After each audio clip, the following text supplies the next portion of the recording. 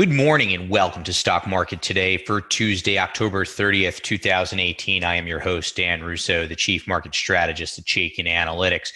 You can follow me on Twitter. I'm at Dan Russo _CMT. And if you're on StockTwits, I'm there under the same handle. Stock Market Today brought to you today and every day by Chaikin Analytics in conjunction with StockCharts.com and StockCharts TV. And you can sign up to receive a free email. To follow along with this show, head over to chaikinanalytics.com/today. So U.S. equities were lower in Monday's trading, though finished off their worst levels after not being able to hold an early morning rally. The S&P 500 is now down more than 10% from the highs set on September 21st. The selling intensity increased after reports of the possibility of more U.S. tariffs on Chinese goods. Energy, technology, and industrials were the worst performers. Defensives and financials led. Treasuries were slightly weaker. The dollar was stronger on the major crosses. Gold settled down 70 basis points, and WTI crude finished down 80 basis points. Breadth on the New York Stock Exchange, negative 1.3 to 1. Breadth on the NASDAQ, negative 1.5 to 1. So as I said, your outperformers, REITs, utilities, and consumer staples, while energy, tech, and industrials lagged.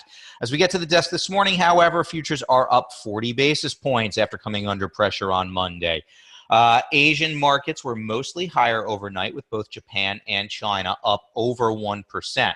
European markets are on the defensive this morning, however. Treasuries are weaker. The dollar is stronger versus both the yen and euro. Gold is down 60 basis points, and WTI crude continues to leak out, down another 70 basis points for WTI. So you can see the undercut of support at 26.50 here. I'm calling us oversold and at key support. I need to see a little bit more follow through to the downside, especially given the late afternoon rally, and the futures this morning do have us back above support at 26.50. Should that level fail to hold, we need to start thinking about 25.80 to the downside. Resistance comes into play in that 2700 to 2720 zone. Interesting to note that we tried to push above 2700 yesterday and failed. Above that, 2750 to 2770 contains your now downward sloping 200-day moving average. The RSI is trying to move from oversold, having a tough time doing so. And the Chaikin money flow indicator, while seeing a slight improvement, is still bearish. So let's move on now. Our market in a minute. Here's what I'm talking about in my note to Chaikin Analytics clients today.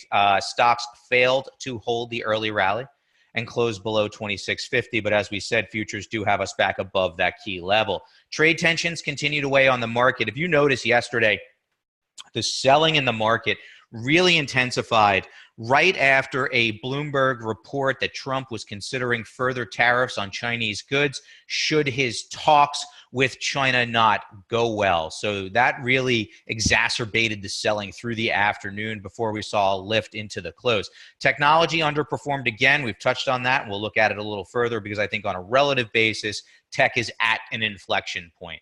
Sector rotation still favors defensive groups. We'll dive into that a little bit. And as I said, futures do point to a higher open. The Chaikin power bars on the major indices, not a ton of change from the previous day. The Dow down 84 basis points yesterday, 4 bulls, 5 bears. S&P 500 down 61 basis points, 41 bullish or very bullish stocks, 111 bearish or very bearish stocks. NASDAQ, there's that tech, there's that growth continuing to underperform, 8 bulls to 20 bears. Small caps actually saw a slight improvement in the number of bulls yesterday. Remember the previous day, we were below 100. So 107 bullish or very bullish stocks, 511 bearish or very bearish stocks. Bonds down ticked. Yields didn't do all that much, however, but real estate, one of the defensive groups, had a solid day, up 1.6%. But the power bar ratio for real estate is pretty weak, 1 bull, 10 bears. And according to the Chaikin power bars, small cap stocks and large cap stocks are bearish. Major indexes are, in fact, mixed.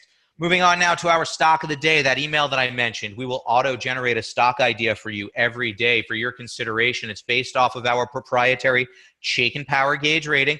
And today's stock is Nuance Communications. Ticker symbol NUAN, has a very bullish rating. Comes to us from the computer software and services industry group. Stock closed 1648, down 1.5% yesterday. That Power Gauge rating for Nuance is very bullish.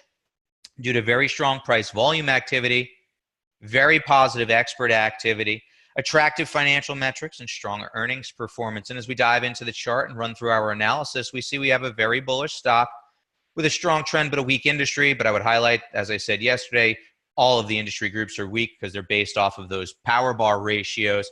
Let's take a look at Nuance here. Very bullish stock. Market and model are in agreement.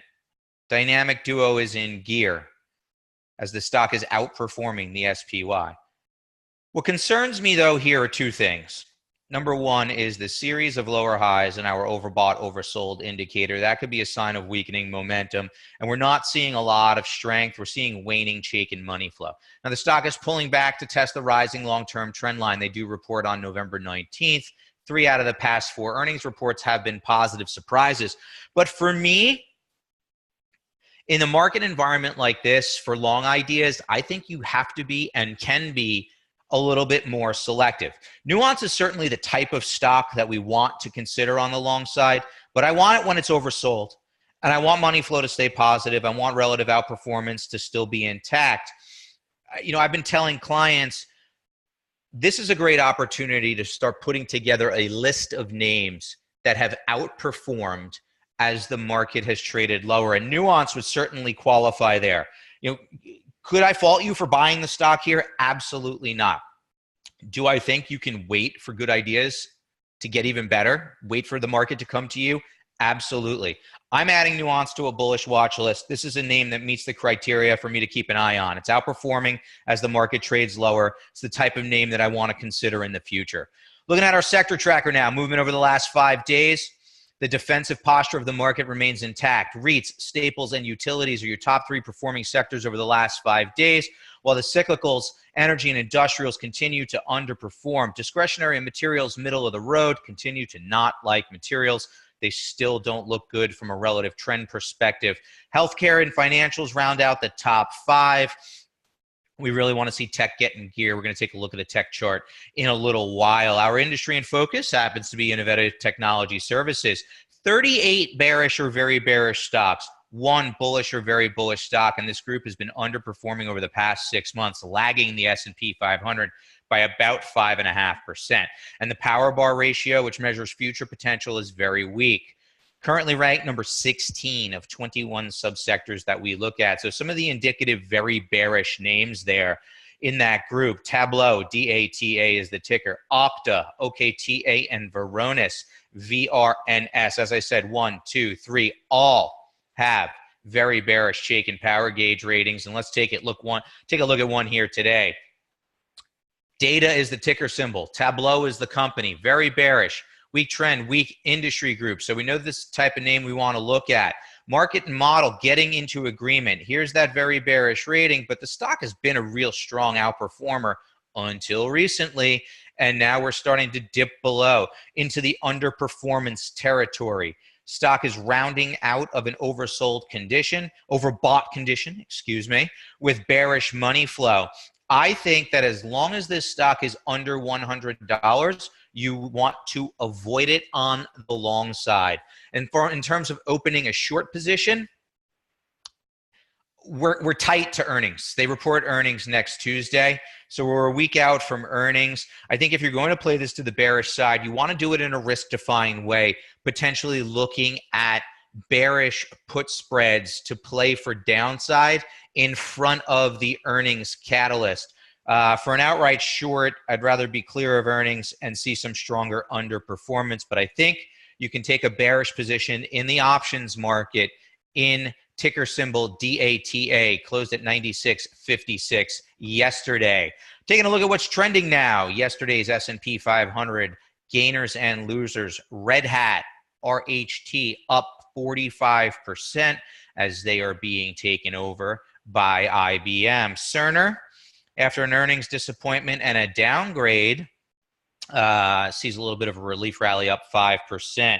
Macy's up nearly 5%. I don't really see any news that's driving that outperformance. BWA up nearly 4% following their earnings print. No real news in HRL to drive that stock higher. On the loser side of the board, the two companies that are getting together, Triple L, LLL, and Harris, HRS, both down over 8.8%, following some commentary about reining in defense spending. Take-Two down nearly 7%. Didn't really see a key news driver for that. Boeing down over 6.5%.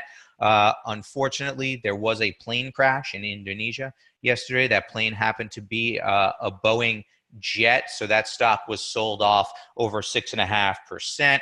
And NVIDIA lower following their event, where a few analysts came out and lowered their price targets on NVIDIA.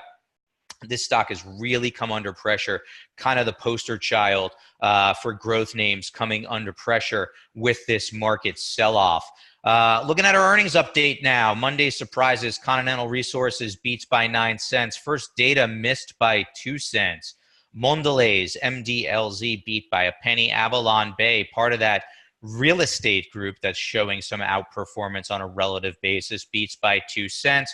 As does Essex Property. They beat by a penny. So you're starting to see some earnings beats in the real estate names as well. Reporting today, another busy day of earnings. A lot of moving parts to the GE print before the bell today, cutting their dividend, making some changes around their businesses. Going to take some time for that to play out. Pfizer beat. We'll see how that stock trades. That was a former bullish idea here at Chaikin Analytics. On the bearish side of the coin, Under Armour reports before the open. That stock is trading higher. MasterCard, MA, an important name as well. No bullish stocks reporting after the close. Verisk and CHRW and EA, some of the key bearish names after the close. Some big neutrally rated stocks reporting today. ARNC, Aetna, Coca-Cola, MAS, Masco, former bearish name here. That stock trading down in the pre-market. After the close, we'll hear from Amgen and eBay, some of the key names to watch after the close today. But those are all neutrally rated stocks here at Chaikin Analytics. So as I said, we were going to talk about technology a little bit. No doubt about it, technology has been under pressure on an absolute basis. Nice uptrend now rolling over below the 200-day moving average and giving that time to begin to roll over. Potential shift of the RSI into bearish ranges is concerning. Going over a year without becoming oversold. Now we've become oversold, and subsequent rallies can't get the RSI back above 50, barely get it back above 40. That's concerning from a momentum standpoint. When we look at the trend, when we look at XLK relative to SPY on the relative trend, this is what I mean when we're at an inflection point. We've broken this steady uptrend line, and now we're consolidating here at support. A break of this support and a continued move lower, obviously bearish for the tech sector and carries bearish implications for the market in general as far as I'm concerned. Tech at a relative inflection point. We need to watch it closely. Defensive sectors continue to lead. I've chosen utilities here as my proxy for defensive sectors, but I could have just as easily used consumer staples or healthcare. Here's XLU on an absolute basis, consolidating these recent gains above the 200-day moving average, which is now beginning to curl higher. Chaikin money flow remains bullish even as the market sold off. Now we're waning a little bit. That's to be expected, but it does remain bullish. But here's the key. Look at the breakout relative to the SPY and then just continued outperformance. Investors are rotating into defensive sectors, and that's really apparent in utilities and consumer staples. And they are rotating out of high beta stocks in favor of the defensive lower beta names. SPHB is the S&P 500 high beta ETF, and we're looking at that relative to the low volatility ETF, and just a complete breakdown. Below the 200-day moving average, which is now declining, taking out price-based support, which goes back 2 years, and a series of lower highs for the RSI. Ratios oversold, but this is a shift into bearish ranges. Speaks further to the defensive positioning of investors in the marketplace here.